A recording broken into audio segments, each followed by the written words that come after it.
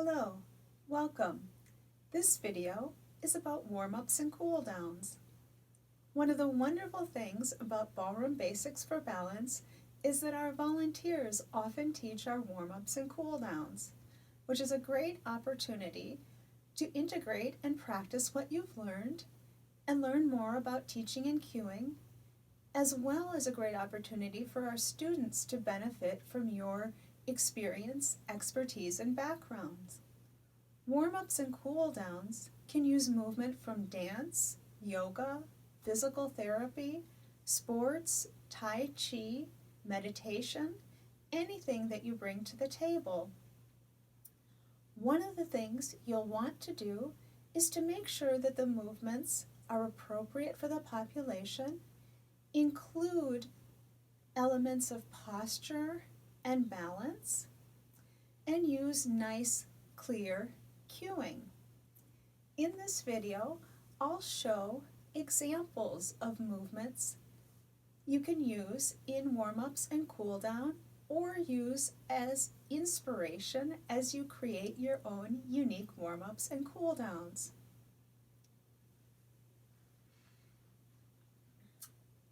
This particular video will be geared toward virtual teaching. In a class that's in person, you'll be able to do warm-ups that travel around the room and use stretching against the walls. However, in a virtual environment, we really want to be mindful of safety even more. So the warm-ups and cool-downs we're going to show will be using a very sturdy chair and use the back of the chair as well. And we'll really try and keep people with a solid base of support for their safety, and also for you and for us as teachers to be able to watch the students clearly and to give students cues that are easy to understand. Warm-ups help people transition into the class to draw their focus and presence into their body and what they're going to learn today. They also help create a sense of community with everyone moving together. It's also great sometimes to use humor, add a couple jokes, some playful movements, just to get everyone loosened up a little bit and having some fun. They're also a time to help build into what is going to be taught today. So if you speak to the instructor and learn what dance they're going to do, you can use some movements that will be similar and echo and build into the dance. You'll want to speak a little bit about posture during your warm-up and do cues throughout the warm-up to remind the students of posture. I'll show some of those postural cues right now, and then you can incorporate them throughout your warm-up. One of the first ones is to remind people to place their feet at about a 90-degree angle, and when they set themselves up in the chair, to make sure that they use a chair where that's possible, where they can get their feet flat on the floor. For some people, that may mean choosing different footwear, or even for some people it may mean that they need to place something under the foot in order to get a lift up so their feet can be flat on the floor. Next, making sure that the toes are in a parallel line, not pointing in or flaring out. Same thing with the legs, not bowing or falling in toward one another. Sense of length, drawing up from the knees toward the hips, thinking of fitting right in at the hip socket and evening out through the hips so they're not leaning or sloughing to either side. Sits bones nice and even. Gentle, natural curve in the low back while having a lengthened sense of support through the core muscles. Gently lengthening up through the spine, aligning the ribs right over the hips. When I give cueing, I like to exaggerate movements so people see what it's like to be in and out of alignment. For example, I'll show the ribs far out of alignment, then gently brush them back into place. Placing the shoulders over the ribs, over the hips, aligned there. Shoulder blades sliding down the back into place, thinking of the shoulder blades sliding down toward the back pockets, gently lengthening up the neck, all the way out the top of the head, as if there were a light going out the crown of the head or a head string. Now you wouldn't say all of this at the beginning of your warm-up, but those are the sort of cues you might integrate throughout your warm-up if you saw someone sloughing down or a need for the knees or ankles to be corrected.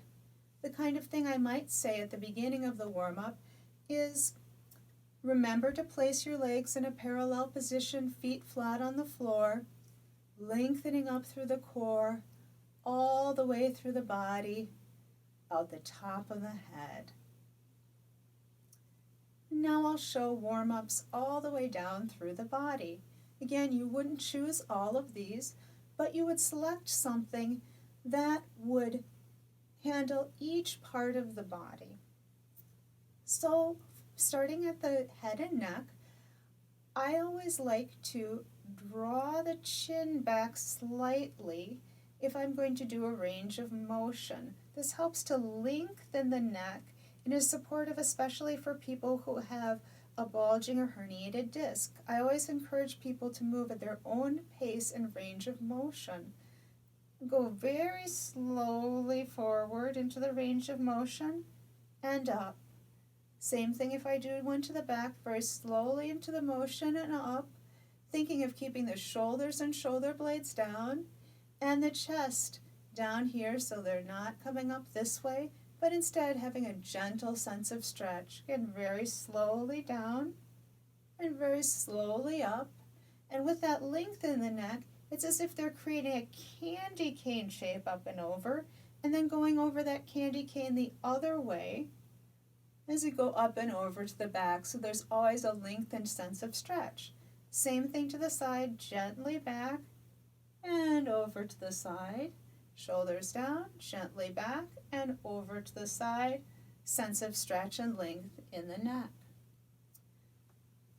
I do neck circles in the sagittal plane, again, because if you take the ones all the way around this way, that can be painful for people's necks if they have neck pain or problems. So instead I take them here, going very slow at first, very gradual, around this way, all the way out as far as a person is comfortable, one direction. Then we take the other direction. I often tell people to note the differences between either side.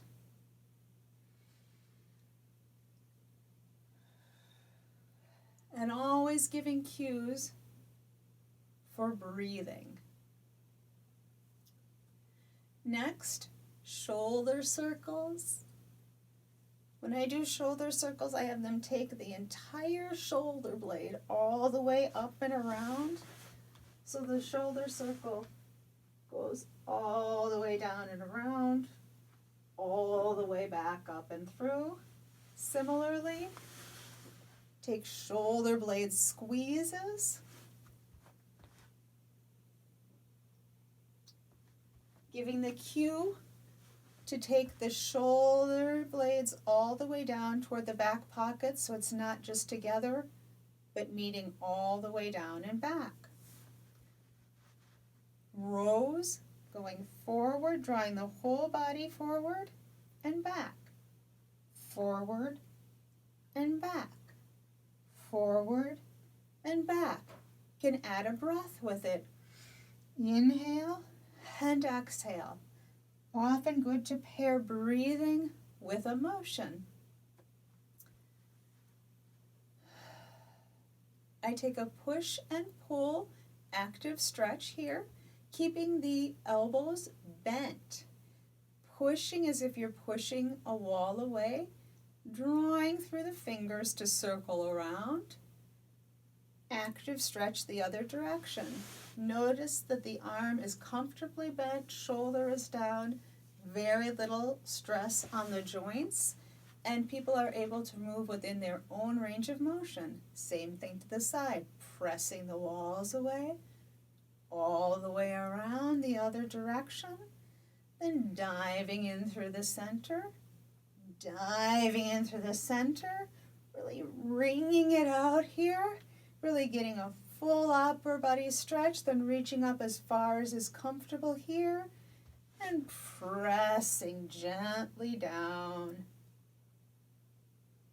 Nice upper body motion. Some other examples for upper body motion. Bent arms, cat pawing up toward the ceiling, working all the way through the fingers and hands. This can be low in front or as high up as they feel comfortable. I like to alternate that with pulling down a rope. Again, really working through the fingers, through the arms, through the upper back, pawing, and then pulling the rope down. Moving along down through the arms, takes them gathering in with the fingers, gathering in with the fingers, gathering within the fingers, pressing away, pressing away, pressing away. So you're rolling out, rolling out, rolling out, or else just gently pull in, press out. Gently pull in, press out, gently pull in, press out. If you want, you can even add the face. Pulling in, and then line. Little mouse, big lion. Little mouse, big lion. Things like that just to get people out of their heads and smiling. Can move into arm circles, both ways. Isometrics, pressing the hands together, pulling apart.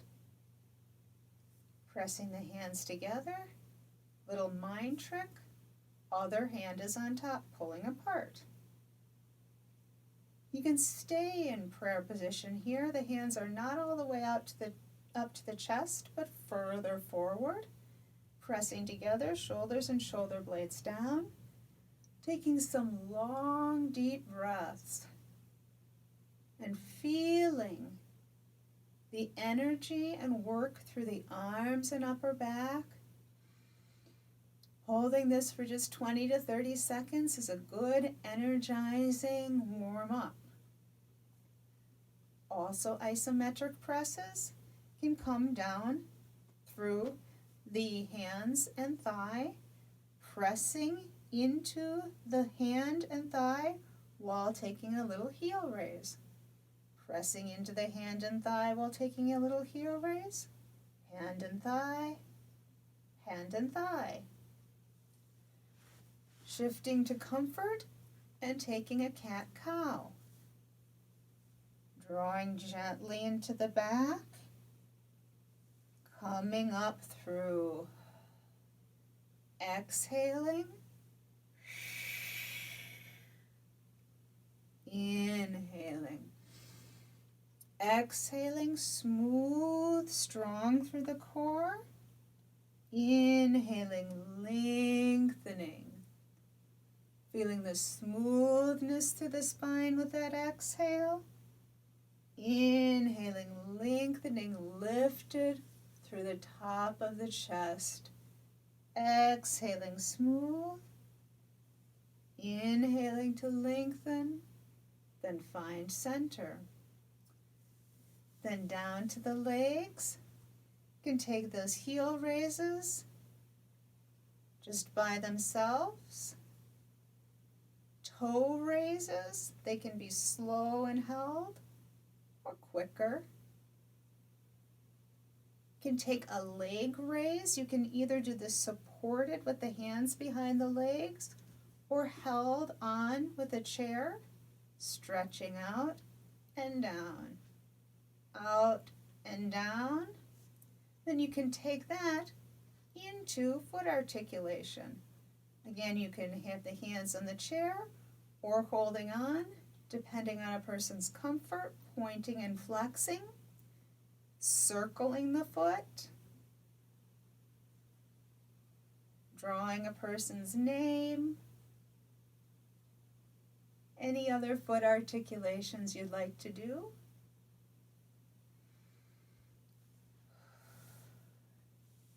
And that can prepare you from there to start coming up to standing.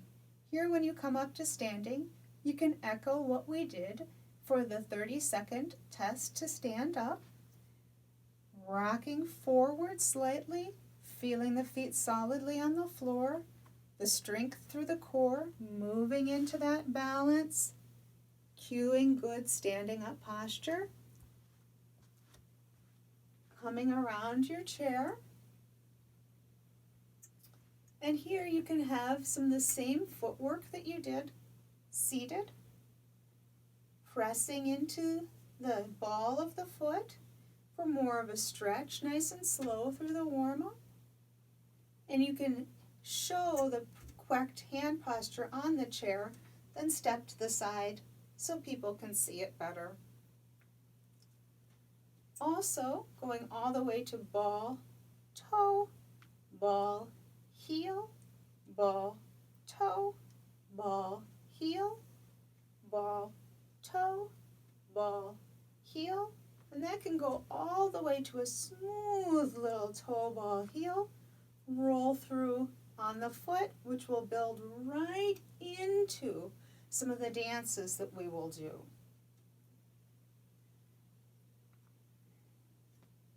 Stepping to the side, and as you do that, you can start to emphasize how that can become the toe ball heel step that we'll use, for instance, in the merengue. You can go the other way and go heel ball toe, so they can feel the difference through the feet.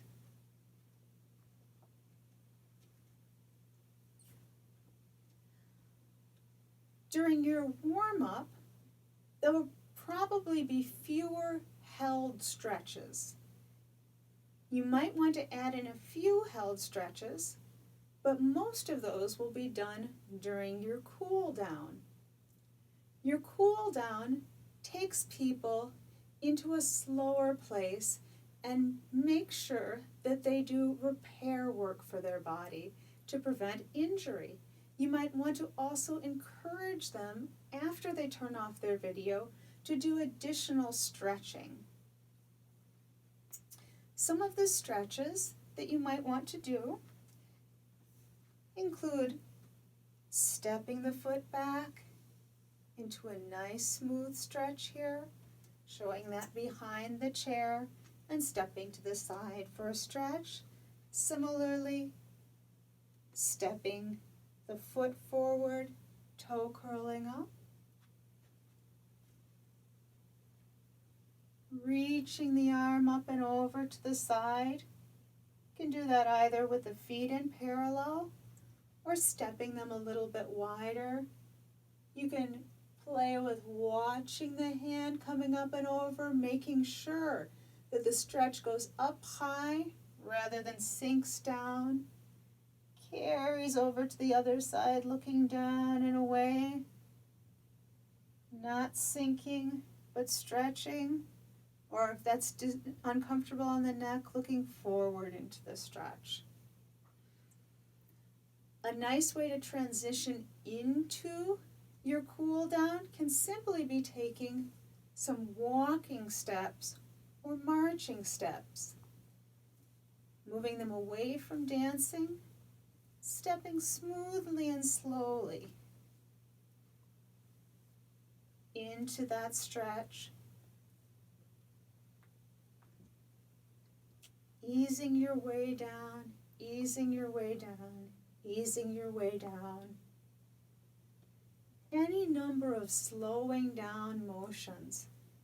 anything that starts to bring the heart rate down and transitions them away from moving quickly to moving slowly. Any kind of movement like that that goes from a little higher impact to a little slower impact. Also taking some nice full body movements, like a nice breath, breathing in all the way up, exhaling all the way out. In all the way up, exhaling all the way out.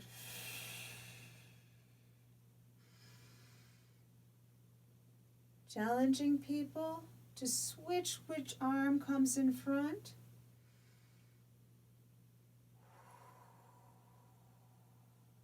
As they move. You can end standing. You could do more stretches sitting. A few that are good to do sitting, stretching the leg out in front, keeping strength in the core, thinking of fitting that leg right back into the hip socket as you lean forward, keeping length in the back so you're not rounding over and possibly hurting the back. This may be a great place to be, or maybe a little stretch forward this way. You might want to pair that one with drawing the leg upward into a low back and psoas stretch here.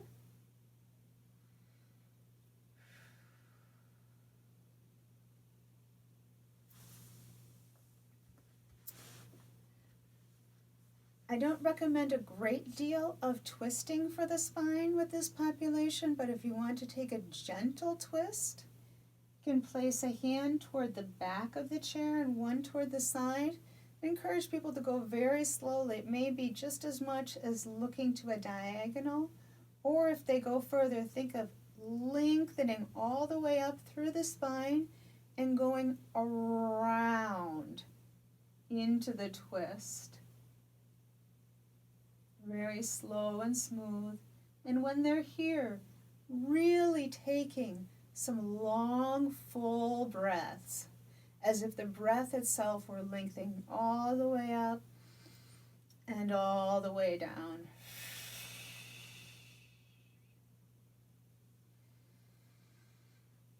A couple ways to end here.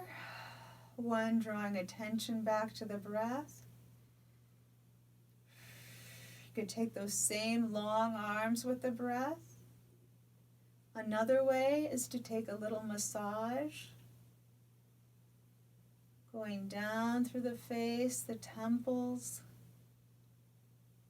right along toward the jaw, releasing that out, coming around the back of the head to where the base of the head meets the neck, finding some of those special spots and staying there for a moment to loosen. Whew. Moving down gently through the neck, finding a place or two that wants a little attention, and easing your way down lower to the top of the neck, and then massaging around through your nice hard-working arms, all the way down to the hands.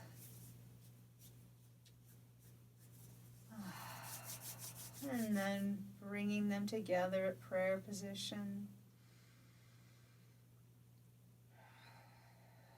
Taking some good full breaths.